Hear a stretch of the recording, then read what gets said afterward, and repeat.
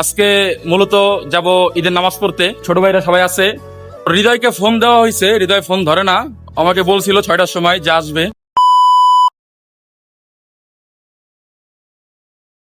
আসসালামু আলাইকুম, it's me Humayun Howlader. Welcome to blog. Eid মোবারক, তাকাব্বালাহু মিন্না ওয়া মিনকুম। আজকে সবাইকে ঈদের শুভেচ্ছা। আজকে মূলত যাব ঈদের নামাজ পড়তে, আর সঙ্গে ছোট ভাইরা সবাই আছে। ঠিক আছে, এনজয় হবে, নামাজটা পড়বো, সবাই দেখবেন, লাইক কমেন্ট ফটাফট সাবস্ক্রাইব করবেন। সো লেটস সি, চলেন বুদ্ধিজীবী মসজিদে। আয় 30টা রোজা শেষ হওয়ার পর যেহেতু ঈদুল ফিতর আসলো আমাদের জন্য, তাই আমরা যথাযথভাবে পালন করব ইনশাল্লাহ। তো এখন ঈদের নামাজ পড়তে যেতেছি, আর আমি মাঠে আসছি দেখে আমার ভাই ব্রাদার ফ্রেন্ড সার্কেল কেউ আসেনি। চলেন সামনে যাই।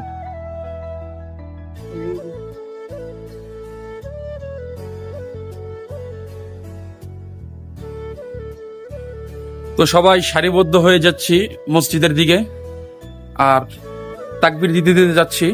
আলহামদুলিল্লাহ, নামাজ হবে ইনশাল্লাহ। এই যে আরিফ, আর বাসা হয়েছে সিলেট, এবার দেশে যায় নাই, ঈদের পরে যাবে ইনশাল্লাহ।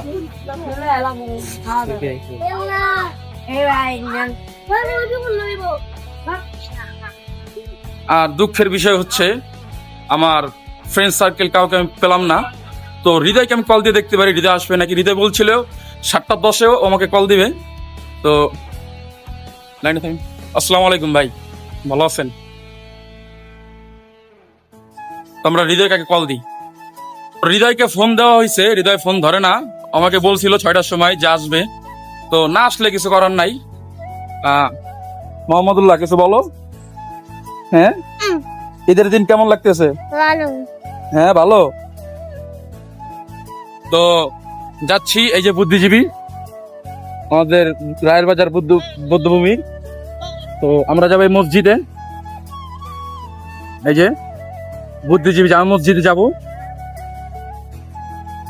তো আমার বড় ভাইয়ের দোকান হয়তো পারে বুদ্ধিজীবী মসজিদের সামনে। তো টুপিটাও চেঞ্জ করব, টুপিটা অনেক পুরনো হয়ে গেছে। চলেন যাই দেখি বড় ভাই আসেনি। আর এই যে আমাদের বাসার নিচে ওদের দোকান, ছোট ভাই ওরা খুব ভদ্র। তো মাইকের আওয়াজে সাউন্ড শোনা যাচ্ছে না, এটা পরবর্তীতে রেকর্ড করে দেবো ইনশাল্লাহ। আস্তে আস্তে এসে পড়েছি মসজিদের সামনে, নামাজ পড়বো, তারপরে বাসায় চলে যাব। আর ঈদের নামাজ তো ওয়াজিব, তার জন্য ঈদের ঘোষণা ওয়াজিব। তো সবাই হয়তো জানেন না যে আমার আপন বড় ভাই সুমন হাওলাদার, তার আতর ব্যবসা আছে, পাশাপাশি কেকের ব্যবসাও আছে। তো আমি মনে করছিলাম সে বুদ্ধিজীবী মসজিদের সামনে বসছে, তো আমার ধারণা ভুল ছিল, সে হয়তো অন্য কোথাও বসছে। তো আমি সবাইকে নিয়ে মসজিদে গেলাম, সবাইকে বললাম মসজিদে ঢোকো। আমি বাহিরে খাড়াইয়া শহীদ বুদ্ধিজীবী স্মৃতিসৌধের একটু ভিডিও নিলাম, মসজিদের ভিডিও নিলাম। আসসালামু আলাইকুম ওয়া রাহমাতুল্লাহি ওয়া বারাকাতুহু। কি বলবো আমার বিষয় কিছুই বলার নাই। আমি হুমায়ুন হাওলাদার, আমি থাকি মোহাম্মদপুর পার্বততলা। আর আমি একটু ছোটখাটো ব্লগ করি, আর আমি ঘুরি। আর এলাকার ভিতরে আমি 2-4টা মানুষের সাথে চলাফেরা করি, এই আর কি। আমার জীবন ছোট, তাই মানুষও ছোট, তাই ভিডিও করি ছোট ছোট।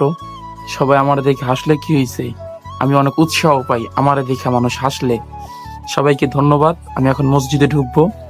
মসজিদে ঢোকার পরেই 3তলা উঠে জানলার পাশে বসে দেখি রুমান আর রাকিব আসতেছে নিচ থেকে হেঁটে।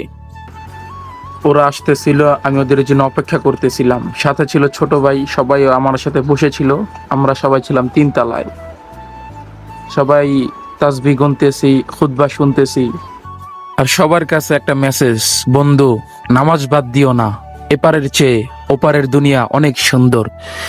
আর এই দুনিয়ার বুকে একটাই শান্তির জায়গা, আল্লাহর ঘর মসজিদ। সবাই নামাজি হও, নামাজের দিকে এসো। একে একে ভাই বেরাদার ফ্রেন্ড সার্কেল সবাই আসতে শুরু করলো। প্রথম আসলো রুমান, পরে আসলো রাকিব, পরে আসলো বাবু, তারপর আসলো হৃদয়, তারপরে মুরগি, সাথে ছিল মোহাম্মদুল্লাহ। এই বলে আমরা নামাজ শেষ করে সবাই আস্তে আস্তে বের হয়ে যেতে শুরু করলাম।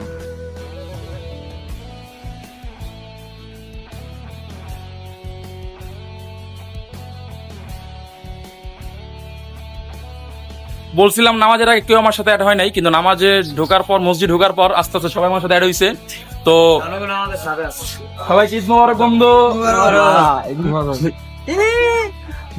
তো এখন আমরা সবাই বাসায় যাব, না আগে একটু মারে যাব, আড্ডা মারবো, তারপর বাসায় যাব। তো আজকে ড্রেসটা সবাই কেমন লাগতেছে? সবাই পাঞ্জাবি ভরপুর কালেকশন। আজকে কি বার? আজকে শনিবার। তো আজকের ব্লগ এখান পর্যন্তই। সবাই সুস্থ থাকবেন, ভালো থাকবেন, আল্লাহ হাফেজ। ব্লগ ছিল।